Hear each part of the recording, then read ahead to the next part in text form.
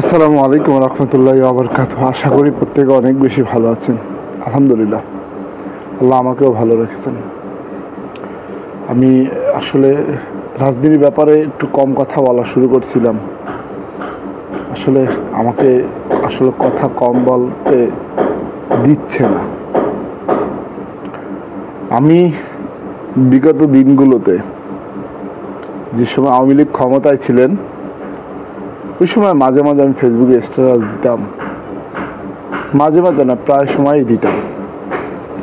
আমাকে আমাকে আমাকে অনেকে হুমকি দিত, মামলা হবে, ধরে নেবে, বানাবে, কিমা করবে, ফালাই দেবে, কিমা করে বস্তা ভরে ফালাই দিবে। এত বড় সাহস হয়েছে কে আওয়ামী লীগের বিরুদ্ধে কথা বলার। আমি বহু কথা বলেছে, আলহামদুলিল্লাহ নো মাইন্ড। আমি কোনো সময় মাইন্ড করি না বা কোনো সময় খারাপ লাগে না, কে আওয়ামী লীগরা ওদের কালচার, এটা স্বাভাবিক লাগতেই পারে।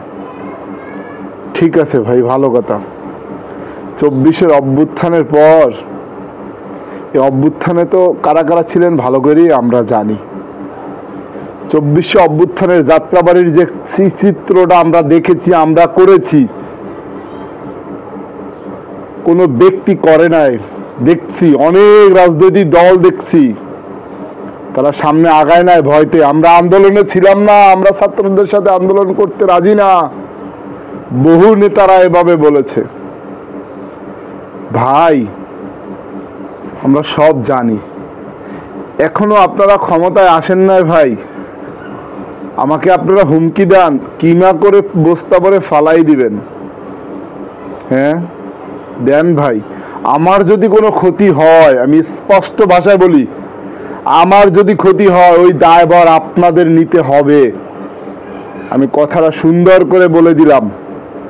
আমার চুল পরিমাণ ক্ষতি হলে তার দায়ভার আপনাদের নিতে হবে, এটা মনে রাখেন। কে হুমকি দিয়েছেন আমার মার সাথে, আমার মাকে যাইয়া বলেছেন, আমাদের বিশেষ করে 3-4 জন লোক। ভাই, আপনাদের উদ্দেশ্যে কথাটা বলি, আমার যদি চুল পরিমাণ ক্ষতি হয় তার দায়ভার আপনাদের নিতে হবে, এটা মনে রাখেন। আপনারা কোনো ক্ষমতায় আইসা পড়েন নাই। শেখ হাসিনার সময় যে বাংলাদেশ জামাত ইসলামে যে নির্যাতন করেছে,